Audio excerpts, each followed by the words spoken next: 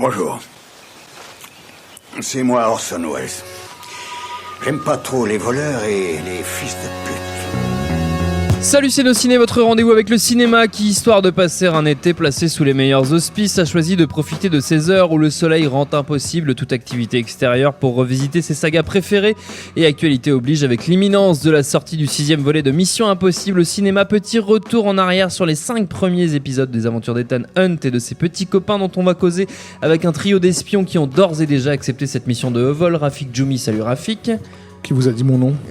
Stéphane Moïsaki, salut Stéphane. Salut Thomas. Et Perrine Kenson, salut Perrine. Coucou. Et je précise que nous sommes en public au Créatis à Paris à l'occasion du Binge Audio Summer Festival. C'est Nos Ciné spécial Mission Impossible et c'est parti.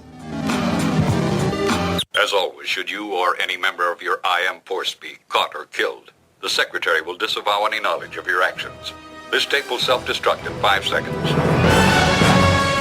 Ouais, bon, c'était un extrait de la série télé, d'accord, mais la musique, elle, c'est bien celle des films, celle de Rogue Nation en l'occurrence, auquel nous avions déjà consacré un épisode de Nos Ciné par le passé. Tiens, petite question aux débeautés, chers amis autour de la table, c'est quoi votre épisode préféré aux uns et aux autres? Stéphane, t'es en face de moi, du coup ça tombe sur toi, cette première question, comme ça. Moi j'hésite entre le premier et le quatrième. Ah. Entre De Palma et Brad Bird, ton cœur balance. Voilà. C'est beau. Rafik? Oui, j'allais dire la même chose, donc aucune Super. originalité, mais bon, Et les on orbitons, va considérer que for all time sake le De Palma. Le De Palma. Perrine? En toute originalité, le premier et pour le coup le 5e. Ah, J'aime beaucoup, le Christopher McQuarrie. J'aime beaucoup Christopher Oui, McQuarrie. le Rogue Nation, effectivement, dont nous avions dit pas mal de bien, je crois, dans l'émission que nous lui avions consacrée. Justement, le premier, vous en parliez, Brian De Palma, 1996. Qu'est-ce qu'on peut dire sur la genèse de ce projet, de cette réinvention d'une série télé culte au cinéma, Stéphane? Déjà, en fait, c'est un projet important dans la carrière de Tom Cruise parce que c'était la première fois qu'il a essayé de se créer une propre franchise. Ouais. Donc, On en avait parlé dans l'émission sur Tom Cruise. C'est une star énorme à l'époque qui cartonnait, mais qui avait tout le temps des one-shots. Je crois qu'il a, si je dis pas de bêtises, il n'y avait pas de suite du tout dans sa carrière, même dans des très gros succès comme Top Gun. Oui. Et qui, pour le coup, va avoir une suite l'année prochaine. Ouais. L'année prochaine. Mais sans Tony Scott, donc bon, ce sera moins bien. Forcément. On sait jamais. Oui, alors je pense qu'on sait.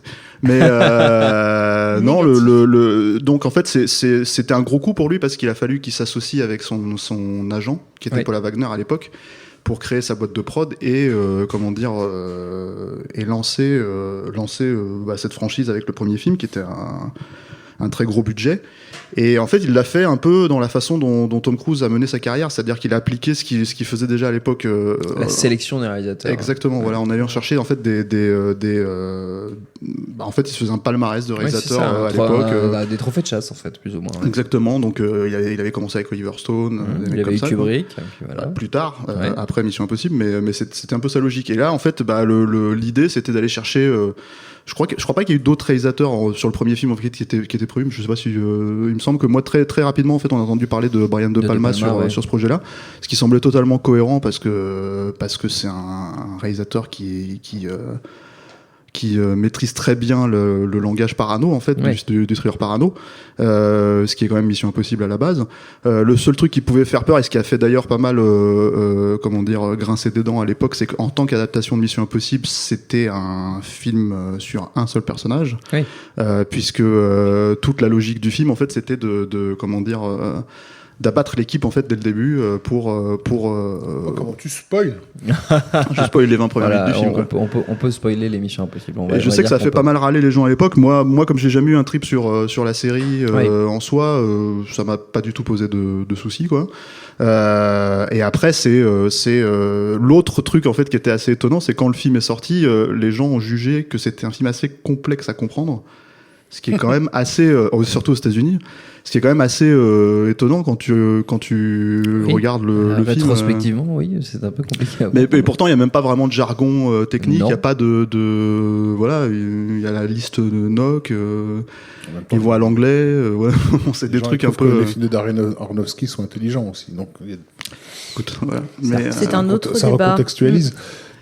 Mais en fait voilà, donc après que dire sur le film en soi, je pense que c'est alors De Palma avait déjà eu affaire au studio en fait sur des très gros projets comme Les Incorruptibles ou ce genre de choses et il s'en est sorti finalement assez assez bien. Sur celui-là, en fait, il y a quand même eu quelques accrochages avec Tom Cruise. Oui. Je pense notamment en fait sur il y avait ce va-et-vient en fait sur la scène finale en fait. Est-ce qu'il fallait la faire ou pas? De Palma voulait impérativement le scénario du film se terminait en fait dans le wagon du train avec la découverte en fait du traître. Donc je ne spoilerai pas puisqu'apparemment il faut pas spoiler Mission Impossible qui a 22 ans quoi. Mais et c'était la fin du scénar de, je crois c'est Steve Zalian qui avait écrit ça et il s'était réécrit par Robert Towne qui était le scénariste attitré de Tom Cruise à l'époque et en fait il y avait une énorme insistance de la part de Palma de faire une scène d'action, un set piece comme on dit sur l'Eurostar. Et pendant longtemps en fait pendant la production en fait il y avait beaucoup de va-et-vient là-dessus jusqu'à ce que en fait le film soit repoussé et que Tom Cruise finisse par accepter de faire financer cette scène qui a quand même coûté je crois un bon budget dans le truc quoi. Et voilà. Et qui était une forme de revanche aussi pour De Palma de ce qu'il n'avait pas pu faire avec Les Incorruptibles justement, puisque Les Incorruptibles devaient se terminer par un gunfight dans un train avant que finalement les délais de production ne les obligent à se rabattre sur la séquence des escaliers. Avec URC Panem où il a repris littéralement voilà. La scène du et voilà, après il y a comme toujours chez De Palma en fait il y a des citations de films des autres réalisateurs qu'il admire. T'as Jules Dassin dans la scène justement à l'anglais. T'as des trucs comme ça, hein. Sur Top Capi. Top Capi, voilà. C'est cette scène où il doit rentrer dans une pièce qui est totalement, insonorisée et pour le coup, en fait, la moindre goutte de sueur provoquerait la déclencher l'alarme. Ouais. Et c'est, enfin voilà, je sais pas, c'est une question de langage cinématographique. C'est assez, c'est assez puissant en fait la façon dont il met la tension en scène avec ne serait-ce qu'une goutte de sueur, comme j'ai dit, voilà, où voilà, c'est du cinéma pur et dur à ce moment-là. Le film est parsemé comme ça de quelques gros morceaux de cinéma. C'est pas aussi le reste du film est peut-être un peu plus, je dirais pas moins maîtrisé parce que ça serait faux, mais peut-être un peu plus relâché en fait. Et il s'est vraiment concentré sur ces 4-5 scènes assez puissantes. La scène finale, il y a la scène de confrontation avec son chef juste après la mort de tous les agents. Ces trucs-là quoi. En fait voilà. Perrine. Non, ce qui est intéressant, enfin, je reviens pas sur le film en lui-même dans le sens où Stéphane a dit ce qu'il fallait. C'est vrai que cette scène, en effet, avec la goutte de sueur, a tellement été par la suite, a tellement imprégné le cinéma et la rétine des spectateurs et des futurs cinéastes aussi, puisqu'elle a été reprise, parodiée, refaite avec des hamsters, avec des trucs. Enfin, ça a vraiment été fait dans tous les sens. Oui. Donc vraiment, c'est devenu un objet. C'est un peu galvaudé comme mot, mais un objet de culte en fait. Oui. Vraiment, ce premier iconique. Très iconique en tout cas ce premier épisode de Mission Impossible. Mais ce qui est intéressant en effet c'est sur cette genèse, sur comme disait Stéphane que Tom Cruise, c'est sa première production aussi, et qui veut se créer son propre mythe. Et c'est assez intéressant parce que c'était déjà une méga star, et il a envie d'un seul coup d'être plus que ça encore. Il a envie d'être quelque chose de voilà, comme le film, iconique. Il est l'icône du film d'action, ce type qui court, ce type qui est à la fois charmant, méthodique, qui incarne comme ça cette espèce de paranoïa, et en même temps ça va très bien avec le personnage public qu'il est. C'est ça qui est un petit peu fascinant. On sait très bien, Tom Cruise, voilà, Scientologie, tout ça, on n'a pas besoin de le rabattre, on le sait. Et il a envie d'un seul coup, il devient quelque chose d'essentiel au cinéma. Un film qui se monte avec Tom Cruise se montera plus facilement, d'autant plus après Mission Impossible. Oui. Et donc, c'était déjà le cas, mais là, d'autant plus. Il devient quelque chose d'essentiel et il devient son propre... il réinvente presque une mythologie de super-héros. Il est un surhomme. Il est au-delà du héros traditionnel de Top Gun ou ce genre de personnage. Il est quelqu'un d'incontournable. Et en effet, cette séquence au début du film, les 20 premières minutes, que moi je trouve absolument extraordinaire, parfois je me les remate juste pour le plaisir de les voir, parce que je trouve qu'en termes de mise en scène, de rythme, elles sont absolument excellentes. Et ben, en fait, on avait besoin de tuer la franchise, la série, un minimum, puisqu'elle avait tellement marqué toute une génération. On avait besoin de tuer cette série. C'est un peu comme tuer le père, pour pouvoir recréer derrière, et recréer sur quoi ? Sur un homme. Un homme et c'est même pas un homme, c'est un acteur, c'est Tom Cruise. C'est plus qu'un personnage, c'est plus qu'Ethan Hunt, c'est Tom Cruise. Et c'est très intéressant d'un seul coup, voilà, qu'on bute toute une équipe et qu'on dise non, ça va se résumer à lui et à toute cette paranoïa autour d'un seul personnage. Donc c'est ça qui est complètement, je trouve extraordinaire et un vrai un tour de force pour l'époque en tout cas, et pour Tom Cruise, et qui va en dire long après sur la manière dont lui aussi mène sa carrière en fait. Je trouve qu'il y a presque tout déjà dans ce premier en tout cas Mission Impossible. Bon, il y a quelque chose qu'on oublie souvent à propos de ce premier Mission Impossible, c'est l'ombre d'un des plus grands classiques de l'histoire du cinéma qui peut planer dessus, puisque le script originellement écrit était de Willard Huyck et Gloria Katz, donc qui sont les auteurs de Howard the Duck. Ah non, il a réussi à placer. Il faut le noter, il est partout, tous les chemins mènent à ce film de toute façon, avant que David Koepp n'y apporte ses révisions. Quand on parle donc effectivement de l'image que Tom Cruise essayait de se créer à travers cette production, l'image d'action star qu'il voulait se créer, il y a un élément que De Palma va lui amener et qui, à mon sens, va contribuer justement à lui donner une idée parce que je crois que c'est avant, il y a la firme qui avait déjà lancé un peu cette image du Tom Cruise qui court, on va dire. Mais De Palma, en tant qu'obsédé sexuel notoire, va lui amener justement un malaise sexuel qui est omniprésent dans le film et dans la mise en scène expressionniste du film. C'est un film qui commence littéralement, c'est un blockbuster d'été, un blockbuster familial qui commence par une scène de viol, en tout cas par un après-viol, puisque donc on fait croire à quelqu'un qui vient de tuer une prostituée dans un hôtel à Budapest. On a des femmes qui se font schlinguer au couteau grand comme ça, un gars qui se prend une lame dans la bouche bien ouverte, Emmanuel Béard qui se fait violenter par un Tom Cruise qui lui met la main sur la bouche et la pousse sur un lit pour essayer de la faire parler lorsqu'il croit qu'elle l'a trahi, etc. Et lui, il est en t-shirt Marcel dont tu sens qu'il a bien transpiré dedans. Enfin, il y a toute une imagerie qui est vraiment je vais pas dire charnel, mais qui pue le sexe en fait, hein. mais pas le bon, charnel, pas le sympa quoi, si tu veux. Et Vanessa Redgrave, qui est la MILF la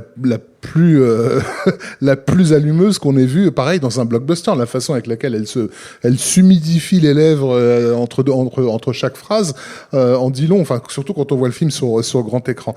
Et ça, ce petit malaise là, Tom Cruise va l'utiliser après dans ses films d'action à moindre mesure, hein, ce sera pas le cas puisqu'on va faire les autres Missions Impossibles, mais ça sera toujours un peu là, et ça c'est De Palma qui le. Il y a aussi un autre truc que moi j'aime beaucoup dans le film en fait, qui est comment dire, qui est très dur je trouve à faire au cinéma, c'est filmer le mensonge.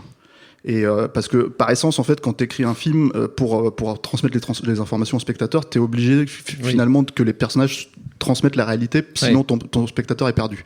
Et t'as cette scène justement où Tom Cruise découvre qui est le traître à l'avance, si tu veux. Et t'as tout un jeu, et je pense que ça fait partie des trucs qui ont un peu perdu les spectateurs à l'époque aussi, où Tom Cruise répond aux mensonges du tueur. Mais De Palma en fait remet les flashbacks en place et les scènes en place pour te faire comprendre que Tom Cruise a compris et donc que il est dans la connivence en fait du traître.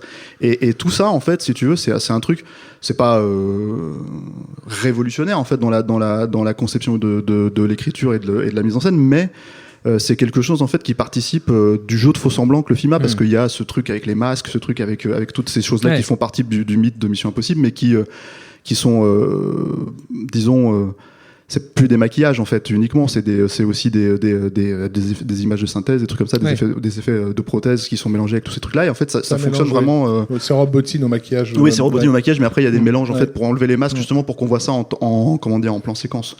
Et c'était assez nouveau à l'époque en fait. Donc voilà, ça c'était plutôt cool aussi. Mais ce que je voulais dire, c'est que je voulais rebondir sur ce que disait Rafik, c'est qu'en effet, par De Palma, par la mise en scène de De Palma et par les obsessions de De Palma, clairement, il y a cette ambiance charnelle, sexualisée, évidemment. Mais là, ce qui est intéressant, c'est que le personnage, lui, n'est pas du tout un personnage sexuel, jamais en fait. Et à travers la saga, il n'est jamais un personnage du tout ni dans la séduction, ni dans le sexe. Bah, pas vraiment. C'est pas James Bond, quoi. Ce que je veux dire, c'est que dans le 2 quand même. un petit peu plus, mais je trouve qu'en vrai, c'est pas un personnage autant James Bond, on évidemment on l'identifie avec les femmes, etc. Enfin, il y a ce rapport évident c'est même un trope de la saga. C'est tout à fait un trope. Alors que d'un seul coup, quand on regarde Mission Impossible, justement, il y a plein de liens au sexe, puis le sexe un peu dérangeant. En effet, il y a quelque chose qui va vers le noir, vers le giallo pour certaines séquences. Et finalement, ce personnage-là est complètement éloigné un petit peu de tout ça. Il n'est pas concerné par cette sexualité. C'est pas lui qui va provoquer la sexualité, jamais, à aucun moment, ou très peu. Donc, en fait, c'est ça qui est intéressant, c'est que c'est vraiment un pur personnage d'action et de mental. Il n'est pas du tout dans le charnel, en fait. C'est pas du tout un personnage qui est là-dedans. Et c'est une image que se forme un peu Tom Cruise aussi, qui n'est pas qui n'est pas, et dans beaucoup de films, il n'est pas, peut-être à part Eyes Wide Shut, mais justement, il a un rapport au sexe compliqué dans Eyes Wide Shut. Oui. On comprend bien que c'est pas du tout un personnage qui est lié à son pénis. C'est quelqu'un qui est plutôt dans son mental, dans son corps et dans une forme de réflexion. Ce qui est très intéressant parce que ça en dit beaucoup de l'image que lui veut projeter de lui, parce que c'est quelqu'un qui est dyslexique, c'est quelqu'un qui n'a pas toujours été considéré dans sa jeunesse comme quelqu'un de particulièrement brillant. Et je pense qu'il a aussi une sorte de revanche, de dire non, au contraire, je suis quelqu'un qui est purement dans l'intellect, purement dans la réflexion et pas du tout dans le corps, en fait.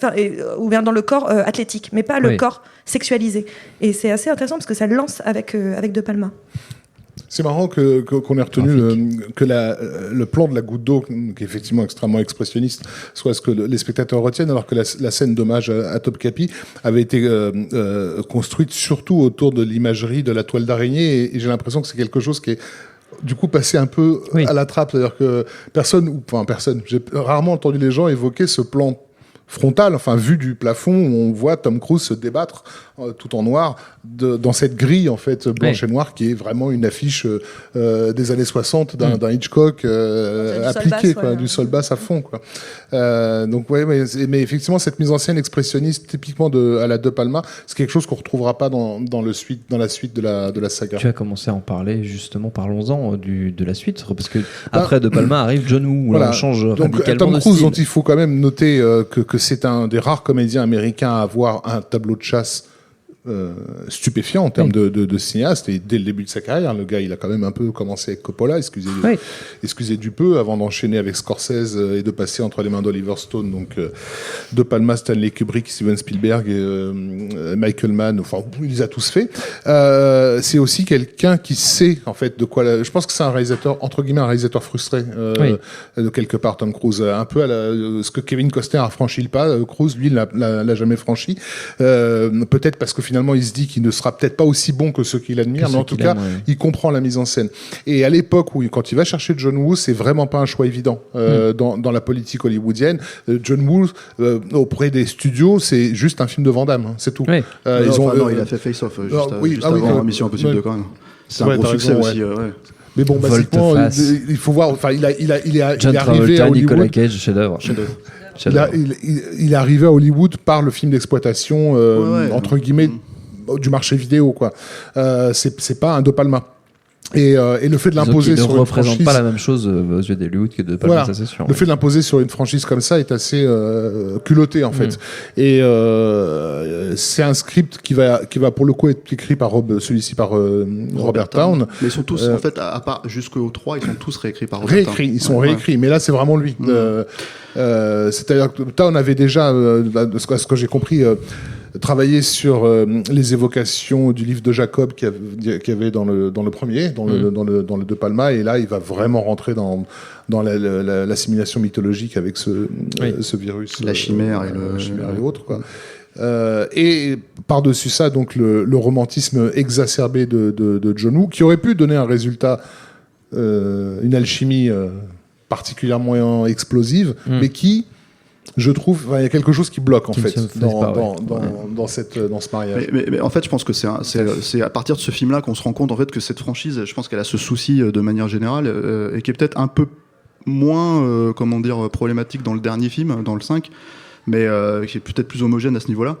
c'est que en fait, en gros, il y a et le film, Mission Impossible 2, c'est fait littéralement comme ça, c'est-à-dire qu'il y a 4-5 grosses scènes pour les réalisateurs en fait pour qu'ils s'éclatent dedans, et après t'as un espèce de script un peu générique de manière générale, ce que tu retrouves dans le 3, ce que tu retrouves dans le 4 pour moi en fait, et le truc en fait c'est que ce film a été pensé comme ça, c'est-à-dire qu'en fait John Woo a conceptualisé les séquences d'action en premier lieu, et ensuite, en fait, Roberton a commencé à écrire un script qui est une relecture d'Hitchcock, des Enchaînés, tout ça, etc., etc. Et le truc, c'est que il y a aussi cette revanche de Tom Cruise sur Kubrick, entre guillemets, façon de parler, parce qu'il a été quand même coincé pendant 2 ans sur le tournage de Eyes Wide Shut, a effectivement joué un frustré sexuel et un type qui est littéralement en fait en proie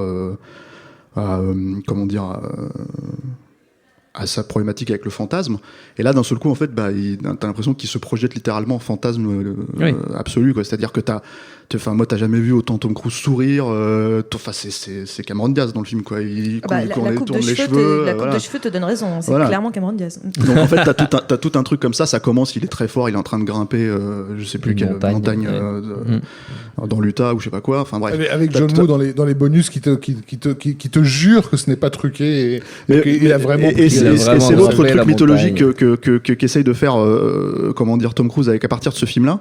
C'est ce moment, en gros, il est en train d'expliquer qu'il fait absolument littéralement tous ces cascades, et ça court jusqu'à aujourd'hui, hein. C'est-à-dire quand tu regardes la promo featurette de Mission Impossible Fallout, qui est bourrée de numérique, mais bourrée de numérique, on essaie de te faire croire qu'il a fait absolument toutes ces cascades. C'est assez balèze. Celle où il se pète la cheville, il l'a fait pour mais il y en a évidemment qu'il a fait plus de trucs que Van Damme ou je sais pas qui, tu vois, ou même pour prendre un film de John Woo précédent, Face Off, c'est incroyable. T'as des plans, on dirait que c'est Joe Pesci qui double Nicolas Cage, quoi. Donc les cascadeurs, ils sont sur les grilles à 300 km. Donc là, effectivement, il en a fait plus, ça c'est sûr. Mais pour autant, il y avait une featurette dans le DVD à l'époque où c'est hallucinant. Le mec, il y a un plan à la fin qui est assez joli en plus, hein, où il y a une lame de couteau qui lui atterrit à littéralement même pas 1 centimètre de la pupille.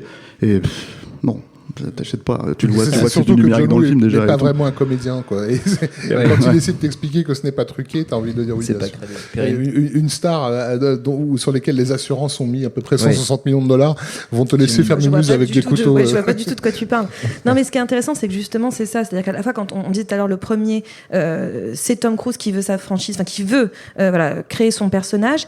Et en fait, d'un seul coup, avec le 2, le 1 était un très gros succès. Ça a très très bien marché. Il est toujours au top of the world, et donc il est même plus que ça, et maintenant il a même les manettes, quoi. Il peut faire ce qu'il veut en tant que producteur, etc. Il peut faire ce qu'il veut. Et justement, ce film, je trouve qu'il est assez symptomatique de ce Tom Cruise tout puissant, c'est-à-dire de cette possibilité d'imposer un John Woo, cette possibilité de dire, de créer sa légende. Je fais mes cascades, je fais tout. Cette possibilité aussi, d'être une sorte de tombeur, hein, quand même, d'être over the top en permanence. Oui. On sent un Tom Cruise en pleine puissance de lui-même à ce moment-là, parce qu'il est concrètement à ce moment-là sur le marché. C'est Tom Cruise, c'est une évidence. Tom Cruise, on bâtit tout sur lui. Et c'est quand même très impressionnant parce que le film, déjà dans le 1, donc on disait ils ont éliminé l'équipe, on était sur un personnage. Je trouve que dans le 2, c'est presque encore plus fort, encore plus, on le sent davantage. C'est là, je trouve, encore une fois, en termes de mise en scène, en termes d'histoire, ça n'a rien à voir. Mais je trouve que c'est peut-être celui-là où on se rapproche le plus d'un James Bond, dans le sens où justement, d'un seul coup, c'est même plus Mission Impossible, c'est Ethan Hunt the Movie, quoi. Et donc, il y a vraiment quelque chose sur la mise en scène glorifiée de soi, qui est assez importante, et ce qui en vient presque dans le film parfois à la limite du risible, en fait. C'est quelque chose dont on a presque envie de rigoler. Même dedans assez... Voilà, on a envie de rigoler. Souvent, on est là genre c'est fun, mec, mais bon, on a presque envie de rigoler. Mais c'est très symptomatique, et ça va dire encore une fois tout ce que je vais le faire à chaque film, hein, je préviens. Mais ça va être ce qui est... En fait, c'est très intéressant de voir de toute façon la carrière de Tom Cruise de manière générale, mais surtout à travers Mission Impossible. Elle en dit très long à la fois sur sa carrière, mais sur son état mental, de où en est ce type dans sa vie. Et là, on est au top of the pop de Tom Cruise. On peut pas faire mieux qu'au moment de Mission Impossible 2, ce qui est finalement c'est pas le plus mauvais du tout, mais c'est pas le 1, ni le 4, ni le 3, ni le 5, pardon. Et puis il y a effectivement, je pense, une incompatibilité de fond entre le style de John Woo et ce qui est nécessaire pour ce genre de film. Alors, ça reste des films qui devraient être des films cérébraux, c'est-à-dire c'est des films d'espionnage au départ quand même. John Woo, c'est le romantisme exacerbé, c'est le gars qui fait du Fred Astaire avec 2 flingues dans chaque main et des colombes autour de lui, donc rien à voir. Les colombes. Et si tu veux, ce que John Woo essaie de monter dans le film, qui moi me plaît en tant que cinéphile, je sens aussi que ça fonctionne pas et que ça n'a pas eu de prise sur le public américain. Oui. La scène de drague qu'ils ont en voiture tous les deux, où ils se rentrent l'un dans l'autre, etc., qui se termine littéralement par une valse, quoi. On a les 2 bagnoles qui se collent l'une à l'autre et qui font 3 tours comme ça sur une Hans Zimmer derrière qui essaie de faire une valse. Je crois que quelqu'un a dû lui apprendre le solfège nécessaire juste pour ça, juste avant. C'est quelque chose qui fonctionnerait idéalement sur un film hongkongais avec Show Yun-fat, quoi. Mais sur un Mission Impossible, tu te demandes ce que ça fait là. Mais à la limite, pourquoi pas, en fait. Le problème, c'est qu'il peut pas aller jusqu'au bout de ça non plus. C'est-à-dire que je pense que ça fait partie des choses sur lesquelles il s'est battu avec le studio. C'est malgré le succès de Face Off, tu vois en fait que le film est complètement édulcoré vis-à-vis de ça. C'est-à-dire toutes les scènes de gunfight, le montage fonctionne plus, alors qu'en fait, même si John Woo a dilué son style, on va dire, de Hong Kong qui était quand même très très précis en termes de découpage et en termes de la façon d'utiliser toutes les multicaméras et de raccorder en fait absolument tous les mouvements. Quand tu regardes À toute épreuve, c'est un des films les mieux raccordés au monde, en fait, littéralement. Le montage est incroyable. Dans Face Off, c'était déjà un peu dilué dans quelque chose d'un peu plus large, moins verrouillé, en fait. Et là, c'est encore plus évident parce que d'un seul coup, en fait, je pense que le film il avait été tourné un peu en classe R ou un truc comme ça, et en fait, ils ont dû édulcorer là-dedans pour essayer d'en faire un PG-13. Ça se voit. Enfin, voilà, il y a beaucoup de trucs comme ça qui posent problème. Il y a pareil, le combat final, en fait, si tu veux, t'as des fautes de raccord, en fait, que t'as pas chez John Woo, tout simplement, en général. Jusque-là, t'en avais pas, quoi. Donc, je pense que c'est... La photo, j'ai le souvenir que t'as l'impression qu'ils viennent de découvrir l'étalonnage numérique, les gars. C'était encore avant, mais par contre, c'est le chef-op de Tony Scott sur Top Gun et tout ça, donc je crois que c'est Jeffrey Kimball. Et ouais, c'est pareil, ça colle pas vraiment. Mais ça, plus Hans Zimmer, plus, tu vois, ça a commencé à faire un peu beaucoup. Too much. Ouais. Puisqu'on parle de Too Much, on va peut-être attaquer le 3. Le 3, je vais continuer un bouquin que je suis en train d'écrire visiblement. Tom Cruise, sa mentalité, son histoire et Mission Impossible. Et ce qui est intéressant, c'est qu'au moment où sort Mission Impossible 3, donc c'est en 2006, si je ne dis pas de bêtises, 2006. Donc en fait, l'année d'avant, en 2005, il avait fait le zouave sur le canapé d'Oprah Winfrey, en sautant, en déclarant sa flamme à Katy Holmes, est complètement fou, le gars. Et c'est là qu'on l'a... c'est-à-dire qu'encore une fois, on était à top of the pop juste avant, et qu'est-ce qui arrive quand quelqu'un est un petit peu peut-être trop proche du soleil ? Il se crame. Il se brûle un peu les ailes, oui. Il se crame un peu. Et c'est un peu ce qui est arrivé à Tom Cruise. C'est-à-dire qu'il y a eu, à un moment donné, un vrai trop-plein, un vrai pétage de câble qui est arrivé en 2005. Quelque chose de complètement fou, où on entendait des trucs absolument obscurs sur lui, et il y avait cette histoire avec Katy Holmes, etc. Donc le mec est complètement dingue, il est complètement décrié par la presse, tout le monde est en train de dire ce type est fou, ce type, internez-le, ça va pas du tout, on l'a perdu pour la cause, quoi. Et donc c'est assez marrant parce que il y a eu pas mal de problèmes de production, je pense que les garçons parleront mieux que moi, mais il y a eu pas mal de problèmes de production, ça a été très difficile à monter à un moment donné ce Mission Impossible 3, et donc quand il sort, Tom Cruise a besoin de donner une image un peu plus apaisée de lui. Oui. Il y a un truc où il y a eu beaucoup de réécriture, de remontage, etc. Et donc il y a besoin de donner une image beaucoup plus apaisée. Et cette image beaucoup plus apaisée, c'est celle d'un mec aimant, d'un mec qui se pose avec une femme, qui se marie, il est dans ce délire-là, en fait. D'un seul coup, de montrer une image. Non, je suis pas qu'un taré qui saute sur des canapés et qui a un problème avec la scientologie. Je suis et puis d'autres problèmes autres. Il a vraiment fait beaucoup parler de lui à ce moment-là. Pas dans les bons termes, et juste des histoires de rassurer un tout petit peu les gens, mais ça n'a pas eu l'effet tout à fait escompté à ce moment-là, en fait. Pour rester un peu dans le ragot, on peut aussi voir le problème à l'envers. Non, mais par rapport à ces histoires de comment dire qui ont fait la une des magazines à scandale, c'est qu'il était aussi à cette époque-là dans un mariage arrangé par l'Église de Scientologie, donc Oui. où il sentait qu'il avait rien à faire, et en même temps il devait leur donner du crédit, il donnait des interviews à n'en plus finir pour expliquer en gros que tout le monde devait les rejoindre dès la fin de l'année. Bon, on sentait que derrière il y avait des mecs qui le tenaient et qui en faisaient un peu leur animal. Il est un vrai ponte de ce truc-là en fait. Donc oui, c'est mais pas, ça c'est l'époque où justement ça s'est un peu retourné contre lui. Donc ça son pétage de câble, il est ce que les médias ont bien voulu faire sortir de quelqu'un qui, à mon avis, était je pense qu'il était dépassé par beaucoup de choses en fait. Coincé par des gens dans l'ombre. Mais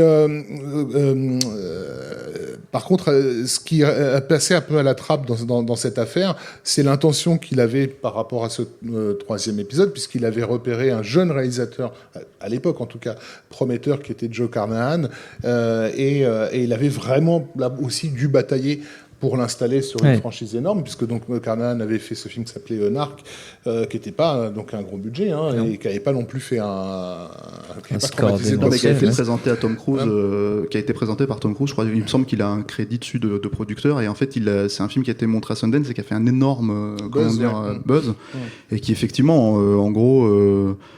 C'est toujours le même problème en fait quand tu te retrouves à faire un tout petit film et que d'un seul coup tu passes à un très gros budget, t'as toute une problématique de diplomatie à gérer alors que toi tu veux, je pense, naïvement faire du cinéma si t'es un cinéaste quoi.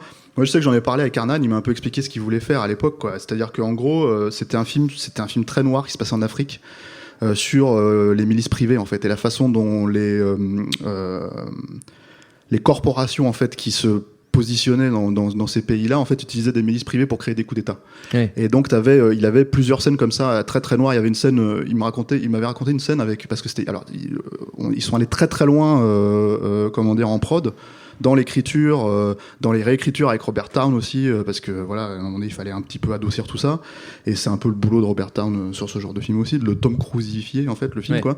Et le truc c'est que t'avais déjà un casting, je crois que t'avais Carrie-Anne Moss qui était la MI Girl, je sais pas comment on dit. T'avais Kenneth Branagh qui était le méchant. Et en fait t'avais des scènes comme ça où quand t'avais en fait des ghettos en fait comme ça de je sais pas quel pays africain qui était en train de se faire littéralement massacrés par des milices privées, t'avais une scène où en haut d'un immeuble t'avais Kenneth Branagh qui scrutait le ciel et voyait en fait des goélands en fait sur le fond sous les couchants. Il avait pendant un instant, une seconde en fait une espèce de vision limite paradisiaque en fait, limite de paix en fait pour lui dans sa tête, et en fait un de ces hommes shoot le goéland devant lui et le truc s'éclate contre c'était une image en fait, il m'a raconté ça avec des satellites partout à perte de vue, des trucs comme ça, enfin bref, c'est un truc de bidonville qui se fait défoncer quoi. Et t'avais plein de scènes comme ça, il me disait moi j'adorerais réutiliser cette scène dans un de mes films, je vais la repiquer, je vais la refoutre ailleurs quoi. Mais et en fait le truc qui s'est passé c'est que Carnahan a senti le vent tourner. C'est-à-dire qu'en gros, il a compris que c'était un film qui était beaucoup trop sombre pour ce que le studio voulait. Faut savoir que Tom Cruise c'est aussi une star Paramount. Pendant des années que Paramount a fonctionné comme ça avec Eddie Murphy dans les années 80, avec Tom Cruise dans les années 90. En fait, ils ont des stars à contrat sur des limites des décennies. C'est une politique un peu hollywoodienne du début des années 30. En fait, à l'ancienne, c'est vraiment à l'ancienne. Et donc en fait, il y avait ce Mission Impossible 3. De toute façon, il a toujours été question que ce soit un film un peu sombre. Hein. Il y avait David Fincher au tout début qui était prévu sur le film, quoi, ce genre de choses, quoi.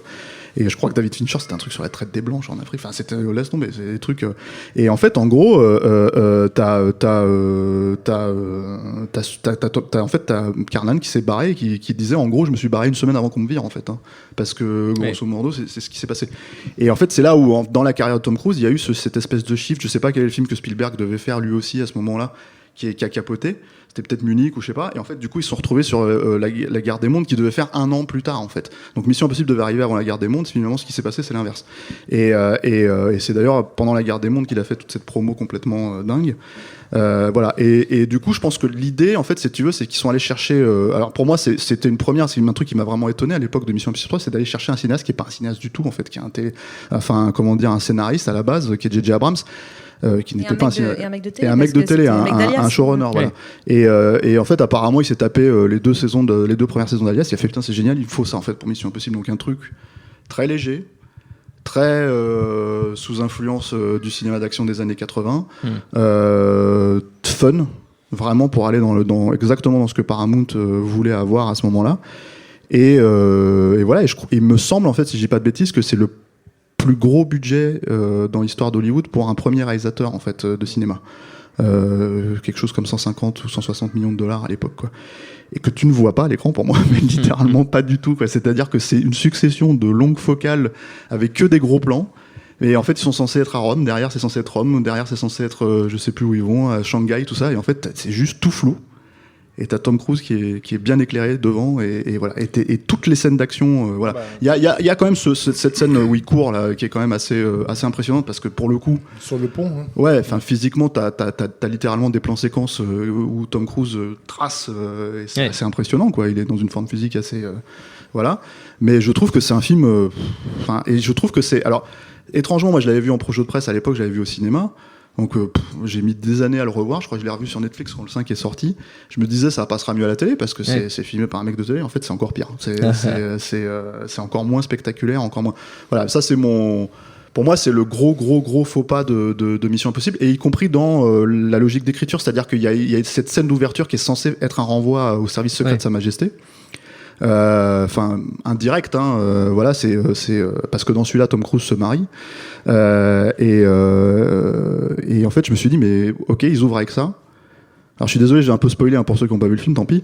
Ils ouvrent avec cette scène où il tue la femme de Tom Cruise. Ouais. Ensuite c'est une scène qui se passe plus tard dans le film, mais en fait c'est un flash forward, on va dire.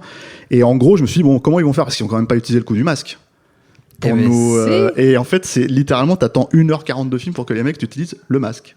Et là tu dis non mais voilà, enfin là ça sert à rien en fait de jouer le suspense à ce niveau-là, à ce point-là, quoi. On peut légitimement soupçonner que le scénario de celui-ci, surtout s'ils ont abandonné donc le projet de Carnahan un peu en catastrophe, a priori ils se sont servis dans un script inédit de Frank Drebin, en fait, parce qu'il y a des évocations, y a-t-il un flic, hein, la mort du bad guy qui se fait rouler dessus là.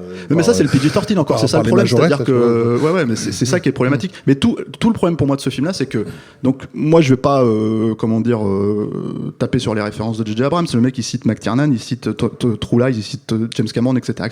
Le problème en fait c'est que toutes ces scènes là c'est les mêmes scènes mais en naze.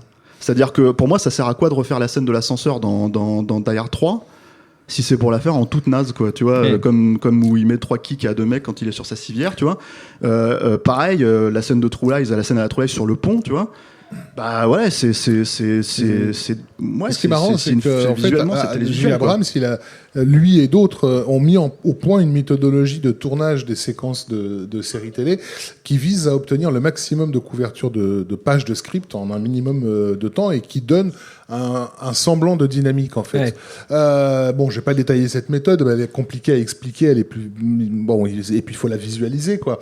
Mais ça fait qu'effectivement ces séries, que ce soit donc Alias, Lost et Mission Impossible 3, t'as l'impression de voir tout le temps les mêmes images, tout le temps les demi travelling circulaires, tout le temps les mêmes raccords dans l'axe. Mais à tel point que tu le retrouves dans tous ces autres films, c'est-à-dire que t'as plein de plans comme ça dans Star Wars épisode 7, c'est des plans qui sont issus littéralement de Mission Impossible 3, quoi. C'est sa méthodologie aussi. Après, ce qui est intéressant sur Mission Impossible 3, c'est qu'on sent que c'est aussi la fin d'une période, donc la fin peut-être un peu d'une certaine vision de Mission Impossible, c'est-à-dire le Mission Impossible uniquement centré sur le personnage d'Ethan Hunt, où il n'y a pas d'autre équipe, il n'y a personne qui existe en dehors d'Ethan Hunt, c'est-à-dire que clairement sa femme, on s'en tape de tout le monde, en fait, il n'y a que lui qui existe, et c'est la fin d'un modèle, c'est la fin d'un système qui se verra par la suite, c'est-à-dire que quand ça revient, donc presque 10 ans plus tard, puisque Ghost Protocol est sorti, enfin Protocol Phantom, pardon. 5 ans après. 5 ans, ouais. 5 ans c'est 2011, Ghost Protocol. Ouais. Oui, pardon. Oui, non, c'est moi qui me gourde de date. J'étais restée sur 2006 parce qu'il fait chaud. Mais voilà, non, mais et clairement, quand on arrive sur Ghost Protocol, on arrive sur un film d'équipe. Oui. C'est-à-dire que d'un seul coup, il y a une équipe qui existe, il y a une team qui est là. Ce n'est plus alors c'est toujours Ethan Hunt en vedette, on est bien d'accord, hein, mais avec des scènes d'anthologie. Hein, quand même la scène d'ouverture, il s'accroche à un avion qui décolle. Non, ça, c'est toujours. C'est dans le 5, ça. Ça, c'est dans Rogue le Nation, 5, ça. je suis vraiment fatiguée. Hein.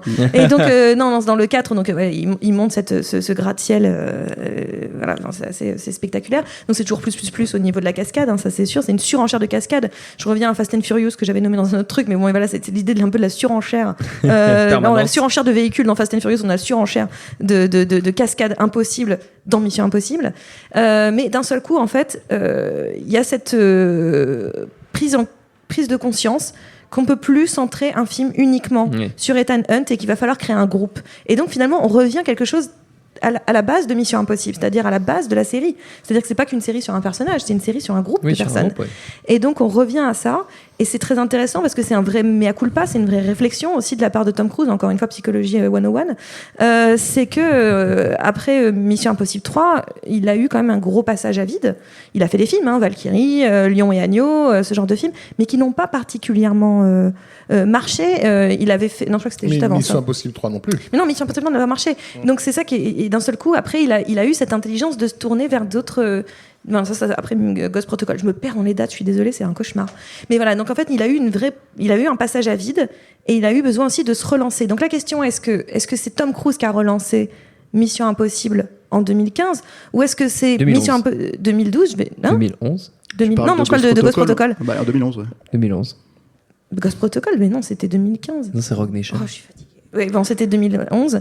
Donc, est-ce qu'en 2011, je suis désolée, je me perds dans les dates, je ne sais plus où j'en suis. Quelqu'un peut apporter un verre d'eau à Perrine. Oui, est-ce qu'elle est en train de pas bien aller? Elle va pas bien, la dame. Et donc voilà, est-ce que c'est en 2011, est-ce que c'est ça qui a relancé un petit peu Tom Cruise ou est-ce qu'à l'inverse, c'est Tom Cruise qui a relancé Mission Impossible? C'est la question qu'on peut se poser avec Ghost Protocol et qui est en vrai une nouveauté dans plein de délires, parce que dans le soi, on va chercher Brad Bird, qui est quand même un type qui est connu pour l'animation et c'est son premier film en live action. Et ça va complètement dans la logique, encore une fois, d'imposer un nom. Et ça rappelle à ceux qui en douteraient encore que c'est quelqu'un qui comprend ce que c'est que la mise en scène. Oui. Parce que ce qui fait la force de Brad Bird dans Les Indestructibles ou même dans Ratatouille, ce sont des procédés de mise en scène qui sont duplicables dans le live. Et ça, un mec comme Tom Cruise le voit immédiatement. Bon, il se trouve qu'à l'époque, Brad Bird, lui, il a envie de passer au live. Il est déjà avec l'espoir de pouvoir faire son projet 1906, qui est un projet hors de prix, et donc il va falloir se faire un CV, quoi, pour pouvoir convaincre les studios. Et du coup, il voit, lui, dans Mission Impossible, l'occasion de se placer comme merde, c'est un nom. Bref, voilà. Une valeur sûre. Une valeur sûre. Merci. J'allais dire bankable. Merci. Ouais, le truc en fait, alors moi je pense que j'ai un élément de réponse par rapport à ce qui s'est passé entre 2006 et 2011, c'est surtout qu'en fait en gros il s'est fait larguer par Paramount et littéralement pour des raisons mais alors purement triviales. C'est la femme de Summer Redstone qui est le milliardaire qui appartient à Viacom, donc qui appartient à Paramount, qui en gros lui a dit je ne l'aime plus donc Ah mais complètement, voilà. Et c'était lié à toutes ces histoires autres, et en dehors du cinéma, ça n'était même pas ça. lié à ses performances cinéma. Et d'un seul coup, il s'est fait lâcher pendant 4-5 ans par Paramount. Il y a eu effectivement ce passage à vide, mais qui n'était pas vraiment un passage à vide conscient, c'est-à-dire, enfin, quand je dis conscient, c'est qu'en fait, il a essayé de monter un studio quand même, il a essayé de récupérer la United Artists et il s'est planté, mais c'est là où tu te dis, les ambitions du mec sont quand même assez énormes, il voulait carrément devenir patron de studio, quoi. Il l'a fait pendant 2 films. Et voilà, et le truc, c'est que sur un film comme Mission Impossible, moi, ce que je retiens surtout de Ghost Protocol, c'est que comme Mission Impossible 3, t'as un scénar qui est quand même assez bidon. Moi, je trouve, assez mal écrit, une menace un méchant bidon, etc. Mais par contre, en fait, encore une fois, t'as quelques morceaux de bravoure assez énormes dans lesquels Brad Bird excelle, et surtout, il y a un truc que je trouve que t'avais pas dans la franchise jusque-là, qui est en fait cette façon de mélanger l'action et l'humour, en fait, avec une vraie maîtrise qui est une maîtrise de montage aussi à ce moment-là, parce que t'es obligé, en fait, pour que ça fonctionne, de faire en sorte que tes gags tombent pile poil au bon moment, et t'en as énormément en fait dans le film. Alors je sais pas si c'est des références conscientes, je me suis toujours posé la question, j'ai posé la question à Brad Bird, mais il avait pas l'air de savoir qui c'était.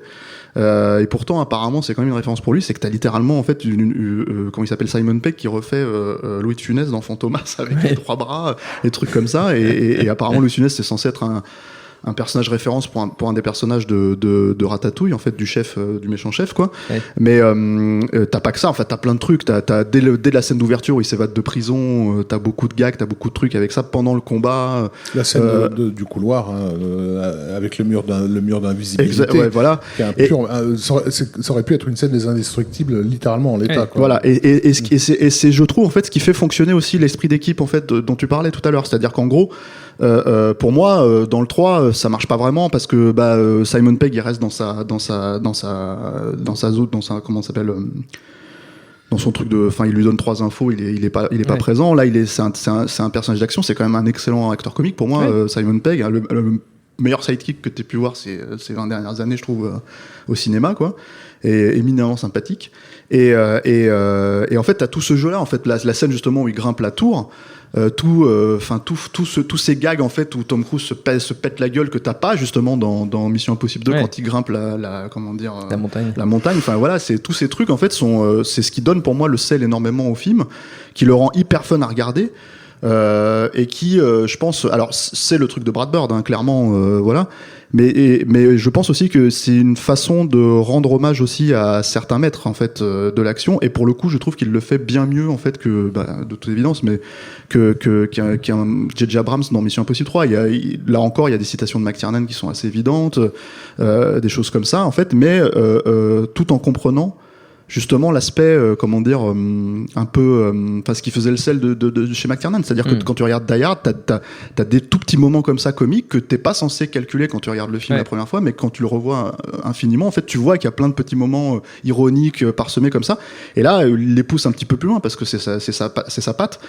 Et voilà quoi, moi c'est ce qui me rend, enfin je trouve que c'est un film malgré ludique en fait, le mot qui revient c'est ludique, parce que le climax avec les bagnoles, l'idée c'est de toujours prendre une scène qu'on a vue 1000 fois et de rajouter le petit élément qui tout d'un coup la rend un peu neuve et nous amuse, mais y compris quand c'est nous empêcher de voir la scène, c'est-à-dire que effectivement il y a cette course, on voyait ça dans la bande-annonce, qui les mène vers la tempête de sable, qui est donc déjà un plan extrêmement spectaculaire, mais là où ce que t'attends pas en allant voir le film, c'est qu'il se fasse véritablement une course en bagnole dans une tempête de sable où tu ne vas rien voir du tout. Et tout le kiff de la scène, c'est précisément que tu ne le vois pas. Mais c'est même ça qui est même plutôt impressionnant dans le film, c'est-à-dire que en soi, le money shot qui est vendu comme étant la scène du film, c'est le fait qu'il grimpe cette tour avec les gants là, et qui en effet qui est très bien, qui est très impressionnant. Mais finalement, ce qui impressionne davantage dans le film, c'est cette course poursuite à travers la tempête de sable, parce que celle-là, presque on a vu la tempête de sable, mais on la voit pas venir. Et donc finalement, on a eu c'est l'impression qu'on a eu un bonbon, puis d'un seul coup on dit bah non, en fait c'est gâteau de bonbon, c'était juste un petit apéro quoi. Et c'est alcool. Voilà. Mais non, c'est complètement.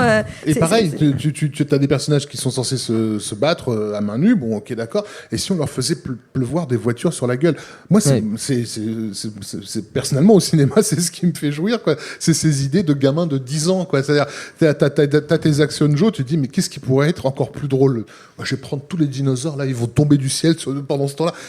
Non, mais on est vraiment dans cette logique. Et après, il suffit de trouver la justification scénaristique. Alors merci au parking moderne de permettre à ce que les bagnoles nous peuvent dessus, quoi. Mais peuvent tomber comme ça. Et ça donne quelque chose de purement ludique. Ce qui est intéressant, c'est que c'est juste que ça rend aussi Tom Cruise humain. C'est-à-dire qu'on était déjà dans ce truc de super-héros, de surhomme, et il est toujours ce surhomme, sauf que d'un seul coup, il y a le gant qui marche plus, hop, il risque de tomber. C'est-à-dire que d'un seul coup, on se rend compte de sa mortalité. C'est un personnage qui a déjà survécu à la mort au début. Il est censé être mort au début au premier Mission Impossible. C'est un personnage qui est censé être décédé. Donc c'est déjà un fantôme, c'est déjà quelqu'un qui est au-delà de la mort. Mais d'un seul coup, là, on se rappelle de sa mortalité, et en plus, on le rend drôle. Donc c'est quand même incroyable, c'est-à-dire qu'on lui donne une humanité qu'il n'avait quasiment pas depuis le début de la saga. Et ça contribue à rendre Tom Cruise à nouveau très agréable, en fait. Et on oublie, on oublie ce que t'as fait avant, et on te retrouve sympathique, en fait. Je vous propose qu'on passe, comme il nous reste plus beaucoup de temps, qu'on passe sur le 5, auquel on avait consacré une émission entière, pour qu'on dise 2-3 mots du 6 et de vos attentes autour de l'épisode 6, qui n'est pas encore sorti à l'heure où nous enregistrons, Stéphane. Moi, le problème que j'ai avec le 6, que j'ai pas encore vu évidemment, c'est que aucun d'entre nous ne l'a vu, je tiens à préciser. C'est juste qu'en fait on reprend le même réal. Alors pourquoi pas, et d'ailleurs sur cette franchise en fait c'est quand même une franchise à réal, voilà. Et le truc c'est que pourquoi pas, parce que enfin en gros je pense que Christopher McQuarrie en a aussi conscience, parce qu'il change de chef-op, qu'il change de, je sais plus, il a changé son équipe technique en fait justement pour pas réitérer voilà, dupliquer Rogue Nation. Ouais. Après disons que moi moi j'aime bien le 5, je trouve pas que ce soit un grand film en fait, mais je trouve que c'est plutôt un film, déjà il y a un super perso féminin en fait qui fonctionne très très bien, et voilà, et en plus il y a une vraie écriture en fait pour le coup, je trouve qui est vraiment une première dans la franchise, à part le premier éventuellement quoi, où c'était un peu plus poussé, mais donc tous ces trucs en fait voilà sont plaisants dans le 5. Je trouve c'est juste un peu un film. J'avais le même problème avec Jack Reacher en fait, c'est-à-dire que je trouve que c'est un film qui est mieux écrit que réalisé, et j'espère en fait qu'avec celui-là justement il va réussir un petit peu à se donner un peu des ailes et aller plus loin. Il y a aussi le fait que c'est tourné à Paris. Ouais. Mine de rien, nous en tant que Parisiens, je pense que c'est plutôt cool en fait d'avoir des grosses scènes d'action dans Paris, des poursuites en moto, des trucs comme ça, ce que le cinéma français ne peut pas se permettre ou ne veut pas se permettre. Donc voilà, quand t'as un énorme budget, qui trouve le moyen de râler. C'est-à-dire que quand ils ont tourné Mission Impossible, t'as des réalisateurs que je ne nommerai pas qui sur Twitter se plaignaient qu'à eux on leur donnait pas l'autorisation de faire ce genre de choses-là. T'as envie de leur dire, mais c'est-à-dire qu'on vous donnez pas l'autorisation de faire des films d'action de toute façon. Vous venez pas nous les battre quoi.